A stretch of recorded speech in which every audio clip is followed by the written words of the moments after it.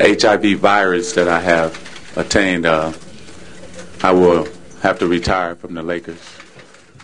10 mga sikat na black actors na namatay dahil sa AIDS. Ang AIDS ay isang sakit na dulot ng virus na tinatawag na HIV. Kapag may AIDS ay mahina ang panlaban ng katawan sa sakit kaya madaling magkasakit o magkaroon ng infection. At kahit ang mga kilalang tao ay maaaring dapuan ng ganitong uri ng sakit, kung kaya't marami sa kanila ang nakaranas ng matinding pressure at kalaunan ay namatay din. Sino-sino kaya sila? At paano kaya nila nilabanan ng sakit na ito? At sa video ngang ito ay kikilalanin natin ang 10 kilalang tao na namatay dahil sa AIDS. Kaya naman simulan na natin.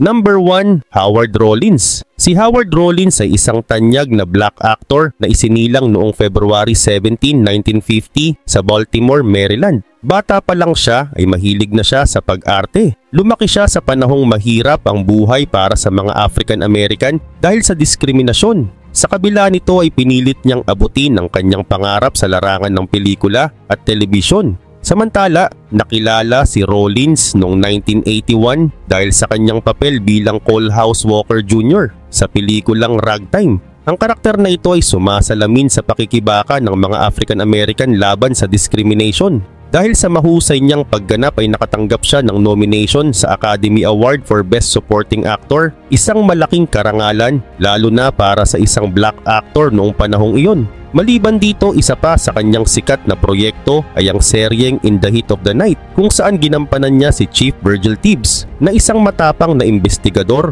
Ang palabas na ito ay nagpakita ng tensyon sa pagitan ng mga lahi sa Amerika at tumulong sa pagpapalaganap ng kamalayan tungkol sa isyong ito. Bagamat matagumpay si Rollins ay hindi rin siya nakaligtas sa mga personal na hamon. Nagkaroon siya ng depression at problema sa paggamit ng droga na nakaapekto sa kanyang karir. Sa panahong iyon, ang sakit na AIDS ay may malaking stigma. Pinili ni Rollins na manahimik tungkol sa kanyang kalagayan dahil sa takot na husgahan ng lipunan. At noong 1993 ay tinanggal siya sa seryeng In the Heat of the Night dahil sa mga isyong may kinalaman sa droga. Subalit noong December 8, 1996 ay pumanaw si Rollins sa New York City sa edad na 46 dahil sa komplikasyon ng AIDS. Tahimik niyang hinarap ang kanyang sakit at ang kanyang pagpanaw ay ikinagulat ng marami. Nagbigay ito ng atensyon sa mga isyong kinakaharap ng mga taong may HIV o AIDS, lalo na sa industriya ng sining. Ang kwento ni Howard Rollins ay isang inspirasyon. Pinatunayan niya na ang talento at determinasyon ay kayang magdala ng tagumpay kahit maraming balakid. Sa pamamagitan ng kanyang mga pelikula at palabas ay naipakita niya ang mga hamon at kwento ng African American community. Number 2, Eazy-E. Si Eric Lynn Wright o mas kilala bilang Eazy-E ay isa sa mga most influential names sa kasaysayan ng hip-hop. Siya ang nagpasimula ng gangsta rap. Ito ay isang style ng musika na nagkuwento ng totoong buhay sa kalye, puno ng hirap, hamon at laban para sa hustisya. Ang kanyang buhay ay maikli pero puno ng inspirasyon at mahahalagang aral. Ipinanganak si Eazy-E noong September 7, 1964 sa Compton, California. Ang lugar na ito ay kilala sa kahirapan, karahasan at droga. Dahil sa hirap ng buhay ay maaga siyang huminto sa pag-aaral at nagsimulang maghanap buhay. Nagbenta siya ng droga para matulungan ang kanyang pamilya, ngunit alam niyang may mas malaking bagay na naghihintay sa kanya. Sa kabila ng mga pagsubok ay may hilig si Eric sa musika. Ginamit niya ang perang kinita sa kalye upang magsimula ng sarili niyang record label. Sa murang edad ay natutunan niyang gawin ang lahat para magtagumpay. At noong 1987 ay itinatag niya ang Ruthless Records. Kasama ang mga kaibigan niyang sina Dr. Dre, Ice Cube, MC Ren at DJ Yella ay binuo nila ang grupong NWA o Niggas with Attitudes. Sa pamamagitan ng kanilang musika ay ibinunyag nila ang totoong buhay ng mga African American sa Compton, mga isyung tulad ng kahirapan, discrimination at karahasan. Ang album nilang Straight Outta Compton noong 1988 ay naging napakalaking tagumpay.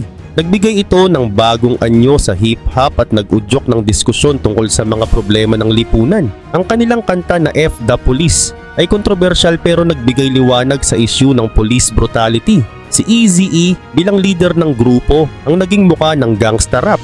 Ngunit sa kabila ng kanyang tagumpay ay nagkaroon ng trahedya sa buhay ni Eazy-E. Dahil noong February 1995 ay dinala siya sa hospital dahil sa sakit sa baga. Inakala niyang ito ay dahil sa hika, ngunit nalaman niyang mayroon siyang HIV o AIDS. Noon, ang sakit na ito ay hindi masyadong nauunawaan at kadalasang ikinahihiya. Pagkatapos ng ilang linggo ay mabilis lumala ang kanyang kondisyon. At noong March 26, 1995 ay pumanaw siya sa edad na 30.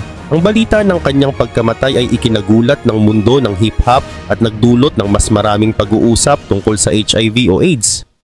Number 3, Max Robinson. Si Max Robinson ay isang mahalagang bahagi ng kasaysayan ng telebisyon sa Amerika. Ipinanganak noong May 1, 1939 sa Richmond, Virginia. Lumaki siya sa isang panahon ng matinding diskriminasyon laban sa mga black. Sa kabila ng mga balakid ay nagtagumpay siya at naging kauna-unahang black news anchor na napapanood sa primetime sa buong bansa sa pamamagitan ng ABC News World News Tonight. Ngunit sa kabila ng tagumpay ay dala niya ang bigat ng personal na laban na nagdulot sa kanyang maagang pagpanaw noong December 20, 1988 dahil sa AIDS. Samantala lumaki si Max sa isang maayos na pamilya na nagturo sa kanya ng kahalagahan ng edukasyon at pagsisikap. Sa murang edad ay pinangarap niyang magtrabaho sa media. Nagsimula siya sa radyo at telebisyon sa Portsmouth, Virginia noong 1950s. Sa panahong iyon ay napakahirap para sa mga black na magkaroon ng mataas na posisyon sa industriya. Sa isang TV station kung saan siya nagtrabaho ay pinilit siyang magbasa ng balita sa likod ng isang salamin para maitago ang kanyang lahi sa mga manonood. Sa kabila nito ay patuloy niyang pinakita ang kanyang husay, tapang at determinasyon na baguhin ang sistemang hindi pantay. Subalit noong 1978 ay naging bahagi si Max ng ABC News bilang co-anchor ng World News Tonight kasama sina Peter Jennings at Frank Reynolds. Siya ang naging unang black journalist na nagtatrabaho bilang anchor sa primetime news ng isang malaking network. Sa harap ng kamera si Max ay mahinahon, matalino at mapagkakatiwalaan. Sa panahong iyon siya ay naging simbolo ng pag-asa para sa mga black Americans na nangangarap din ng mas magandang kinabukasan. Ngunit habang matagumpay si Max sa kanyang career ay may mga problema siyang hinarap sa personal na aspeto ng kanyang buhay. 3 beses siyang nag-asawa at nagkaroon ng 3 anak, ngunit naapektuhan ang kanyang mga relasyon ng stress at iba't ibang personal na issue. At sa huli ay natuklasan niyang siya ay may HIV o AIDS, isang sakit na noong panahong iyon ay may malubhang stigma. Dahil sa takot na mahusgahan ay pinili niyang itago ang kanyang kondisyon sa karamihan ng tao. Kaugnay din nito noong December 20, 1988 ay pumanaw si Max Robinson sa edad na 49 dahil sa komplikasyon mula sa AIDS. Number 4, Sylvester James Jr. Noong September 6, 1947 ay isinilang si Sylvester James Jr. sa Watts, Los Angeles, California. Lumaki siya sa isang mahirap na komunidad, ngunit sa kabila nito ay nadiskubre niya ang hilig niya sa musika. Bata pa lang ay mahilig na siyang kumanta sa simbahan, ngunit hindi naging madali ang buhay ni Sylvester. Dahil bata pa lang ay naharap na siya sa discrimination dahil sa kanyang kasarian. Hindi siya tanggap ng kanyang pamilya, kaya maaga siyang umalis at nagsimulang maghanap ng lugar kung saan siya magiging malaya. Sa edad na 15 ay lumipat si Sylvester sa San Francisco. Dito ay nahanap niya ang mga taong tanggap ang kanyang pagkatao. Nagsimula siya bilang bahagi ng isang grupo ng drag performers na tinawag na The Coquettes. Ngunit mas nakilala si Sylvester nang magdesisyon siyang mag-solo. Natuklasan ang kanyang pambihirang talento sa pagkanta at noong 1977 ay inilabas niya ang kanyang unang album. Mabilis siyang sumikat dahil sa kanyang mga kanta tulad ng You Make Me Feel Mighty Real at Dance, disco hit. Hindi lang naging disco hits ang mga kantang ito, naging simbolo rin ang mga ito ng kalayaan at pagtanggap sa sarili. Ang style ni Sylvester na mapangahas at kakaiba ay nagbigay inspirasyon sa marami, lalo na sa LGBTQ+ community. Hindi siya natakot ipakita ang tunay niyang sarili kahit na hindi patanggap ng lipunan ng mga tulad niya noon. Samantala, habang patuloy na umaangat ang karir ni Sylvester ay dumating ang malaking hamon noong 1980s, ang pagkalat ng sakit na AIDS. Isa itong trahedya na tumama sa marami sa LGBTQ+ community. At noong 1986 ay nalaman ni Sylvester na siya mismo ay may HIV. Sa kabila ng kanyang kondisyon ay hindi siya tumigil sa pagkanta at pagtulong sa iba. Ginamit niya ang natitirang panahon ng kanyang buhay para itaas ang kamalayan tungkol sa sakit at suportahan ng mga nangangailangan. Subalit noong December 16, 1988 ay pumanaw si Sylvester dahil sa komplikasyon mula sa AIDS. Siya ay 41 years old. Number 5. Rock Hudson. Noong 1950s at 1960s, si Rock Hudson ang isa sa pinakasikat na aktor sa Hollywood. Ipinanganak siya bilang Roy Harold Scherer Jr. noong November 17, 1925 sa Winnetka, Illinois. Lumaki siyang may simpleng buhay, ngunit ang kanyang gwapo at kaakit-akit na personalidad ang nagdala sa kanya sa mundo ng showbiz. Naging bida siya sa mga tanyag na pelikula tulad ng Pillow Talk at Giant, kung kaya't naging paborito siya ng marami at tinawag na matinee idol. Ngunit sa likod ng kanyang tagumpay ay may lihim siyang itinatago. Siya ay isang bakla. Sa panahong iyon ay hindi tanggap ang ganitong pagkatao, lalo na sa industriya ng pelikula. Dahil dito ay kinailangan niyang itago ang kanyang tunay na sarili upang mapanatili ang kanyang kasikatan. Siya ay isang matipuno at romantic leading man, ngunit sa pribadong buhay, siya ay puno ng pag-aalala na baka matuklasan ang kanyang lihim. Samantala, noong June 1984 ay nalaman ni Rock Hudson na mayroon siyang HIV. Sa panahong iyon, ang sakit na ito ay hindi pa lubos na nauunawaan. Ang mga may ganitong sakit ay madalas itinataboy at nilalayo ng lipunan. Para sa karamihan, ito ay isang sumpa na walang lunas. At noong July 1985, habang nagpapagamot siya sa Paris, ay kinumpirma ng kanyang team na siya ay may AIDS. Si Hudson ang kauna-unahang big star sa Hollywood na umamin tungkol sa sakit na ito. Sa kabila ng stigma ay naglakas loob siyang ipaalam sa mundo ang kanyang kalagayan. Ngunit noong October 2, 1985, sa edad na 59 ay pumanaw si Hudson dahil sa komplikasyon ng AIDS. Sa kabilang banda, ang pag-amin ni Rock Hudson ay isang mahalagang bahagi ng kasaysayan. Dahil sa wakas ay nagkaroon ng muka ang HIV o AIDS na noon ay tinatakasan at ikinahihiya. Dahil dito ay nagsimulang mapansin ng publiko ang seryosong epekto ng sakit. Ang kanyang kaibigan na si Elizabeth Taylor ay naging masugid na taga-suporta ng mga kampanya para sa HIV o AIDS awareness. Number 6. Alvin Ailey. Si Alvin Ailey ay isa sa pinakasikat na dancer at choreographer sa kasaysayan. Kilala siya sa paggamit ng sining upang ipakita ang kwento ng mga African American. Ipinanganak si Alvin Ailey noong January 5, 1931 sa Rogers, Texas, na isang maliit na bayan kung saan laganap ang discrimination laban sa mga black. Iniwan sila ng kanyang ama noong siya ay bata pa at ang kanyang ina ang nagpalaki sa kanya. Dahil sa hirap ng buhay ay madalas silang magpalipat-lipat ng tirahan para maghanap ng trabaho. Samantala, noong siya ay 12 years old ay lumipat sila sa Los Angeles. Dito niya unang nakita ang mundo ng sining. Nang mapanood niya ang mga pagtatanghal ni Catherine Dunham at Carmen de la Vallade ay nakuha ang kanyang atensyon. Sa kalaunan ay nag-aral siya ng sayaw sa Horton Dance School kung saan natutunan niya ang modern dance. Ang kanyang guro na si Lester Horton ay nagturo sa kanya kung paano gamitin ang sayaw upang magkwento ng mga emosyon at karanasan. Gayun din naman noong 1958 ay itinatag ni Ailey ang Alvin Ailey American Dance Theater sa New York City. Layunin niyang bigyan ng boses ang mga karanasan ng mga African American sa pamamagitan ng sining. Isa sa kanyang pinakasikat na gawa ay ang Revelations noong 1960 na isang sayaw na gumamit ng gospel music at blues upang ikwento ang pananampalataya, paghihirap at tagumpay ng mga black people sa Amerika. Ang Revelations ay naging kilala at patuloy na itinatanghal sa buong mundo. Ngunit sa kabila ng tagumpay, si Alvin Ailey ay dumaan sa matinding hamon sa kanyang personal na buhay. Noong 1980s ay natuklasan niyang siya ay may HIV, na kalaunan ay naging AIDS. Noong panahong iyon, ang sakit na ito ay may kasamang matinding stigma, kung kaya't hindi niya ito ipinaalam sa publiko. Sa halip ay patuloy siyang nagtrabaho at pinatatag ang AAADT. Subalit noong December 1, 1989 ay namatay si Ailey sa edad na 58. Number 7. Jermaine Stewart. Si Jermaine Stewart ay ipinanganak noong September 7, 1957 sa Columbus, Ohio. Lumaki siya sa simpleng pamumuhay pero may malaking pangarap. Mahilig siyang sumayaw at kumanta, kung kaya't nagsikap siyang gamitin ang kanyang talento para maabot ang tagumpay. Sa murang edad ay sumali siya sa mga talent shows at kalaunan ay naging backup dancer sa sikat na palabas na Soul Train noong 1970s. Dito nagsimula ang kanyang journey patungo sa showbiz. Samantala noong 1986 ay inilabas ni Jermaine ang kantang We Don't Have to Take Our Clothes Off na mabilis na sumikat. Ang kanta ay nakasama sa top 10 sa music charts at naging paborito ng maraming tao.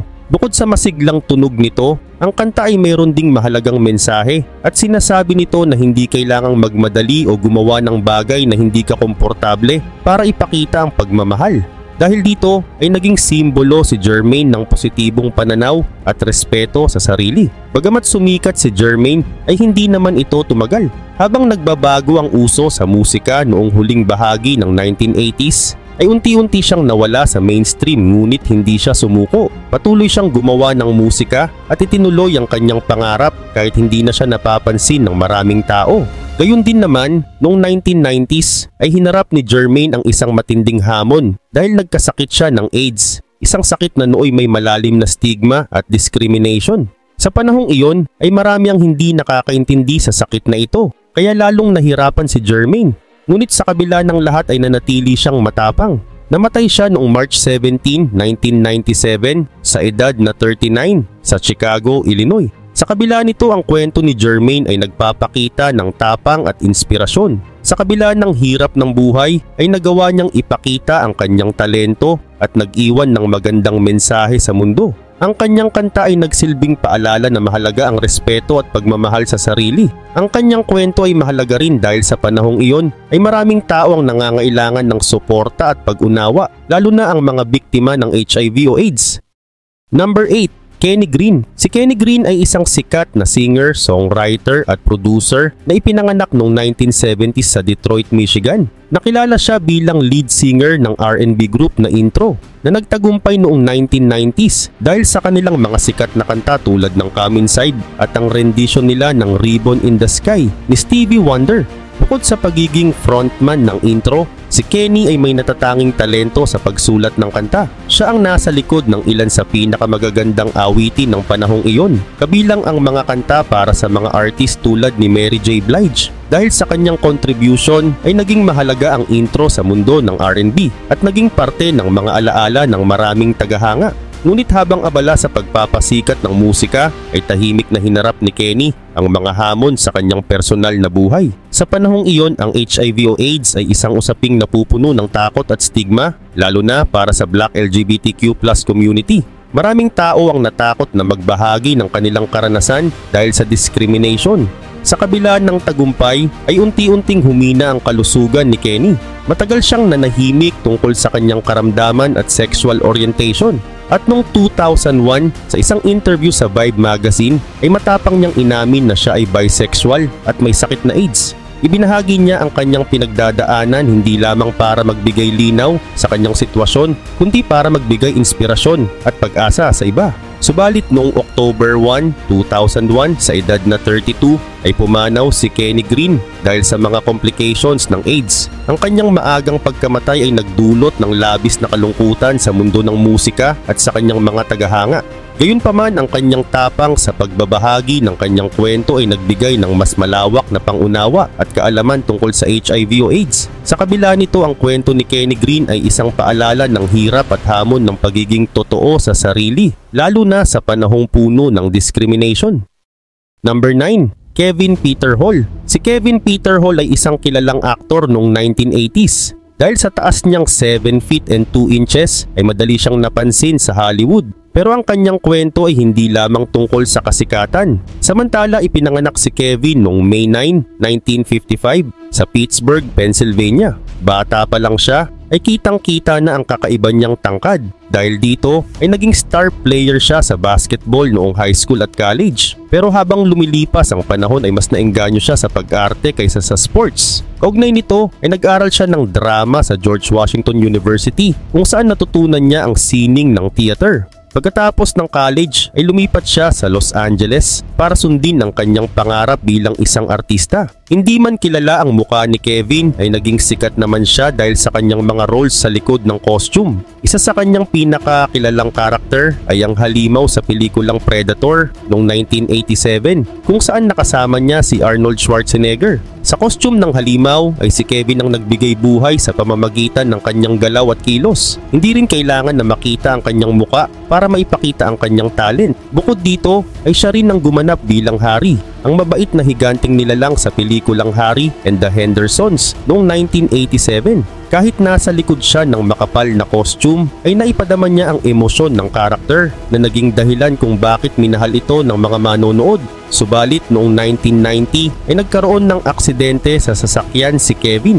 Habang nagpapagamot ay kailangan niyang sumailalim sa blood transfusion. Sa kasamaang palad, ang dugong ginamit sa kanya ay contaminated ng HIV. Noong panahong iyon ay hindi pa masyadong maingat ang pagsusuri ng dugo sa mga hospital. Ngunit sa kabila ng kanyang sakit ay nanatiling matatag si Kevin. Patuloy siyang nagtrabaho bilang aktor at pinanatili ang positibong pananaw. Kasama niya sa laban ang kanyang asawang si Alaina Reed Hall na isa ring kilalang aktres. At noong April 10, 1991 ay pumanaw si Kevin Peter Hall sa edad na 35. Ang kanyang kamatayan ay naging isang malaking trahedya hindi lang sa kanyang pamilya kundi sa buong industriya ng pelikula. Number 10, Ron Voter. Si Ron Voter ay isang aktor na hindi lamang hinangaan dahil sa kanyang husay sa theater, kundi dahil sa kanyang tapang na harapin ang mga hamon ng buhay. Ipinanganak si Ron noong December 9, 1948 sa Latham, New York. Bata pa lang ay mahilig na siya sa sining at theater. Sa paglipas ng panahon ay napabilang siya sa Wooster Group, na isang theater group na kilala sa mga kakaibang performance. Sa grupo ay naging kilala si Ron dahil sa kanyang pagiging eksperto sa pagganap ng mga mahihirap na role, pati na rin ang kanyang tapang na talakayin ang mga kontrobersyal na issue sa lipunan. Samantala, isa sa pinakasikat niyang proyekto ay ang drama na Roy Cohn Jack Smith. Sa drama ay ginampanan niya ang dalawang magkasalungat na tao na si Roy Cohn, isang abogado na labis na kontra sa LGBTQ+, at si Jack Smith na isang queer filmmaker. Sa performance na ito ay hindi lamang siya umarte kundi ipinakita din niya ang dalawang panig ng lipunan. At ito ay ang nangaapi at ang inaapi. Napukaw ng drama ang damdamin ng maraming manonood dahil bukas nitong tinalakay ang discrimination at identity. Bukod sa theater ay naging inspirasyon din si Ron sa LGBTQ+ community dahil sa kanyang pagiging open tungkol sa sarili niyang sexuality. Ginamit niya ang kanyang sining upang ipakita ang mga kwento ng mga tulad niya. Subalit noong 1990s ay nalaman ni Ron na siya ay may HIV/AIDS. Noong panahong iyon ang HIV/AIDS ay itinuturing na isang kamatayang hatol at ang mga nagkakaroon nito ay madalas na itinatakwil ng lipunan. Ngunit sa halip na umatras ay nagpatuloy si Ron sa pagganap. Isa sa mga pinakasikat niyang proyekto habang may sakit siya ay ang pelikulang Philadelphia noong 1993. Sa pelikulang ito ay ginampanan niya ang papel ng isang abogado sa kwento ng discrimination laban sa isang lalaking may AIDS. Ang kanyang pagganap ay totoo at makapangyarihan dahil dala niya ang sariling karanasan sa buhay. At noong April 16, 1994, sa edad na 45 ay pumanaw si Ron Voter dahil sa complication ng AIDS.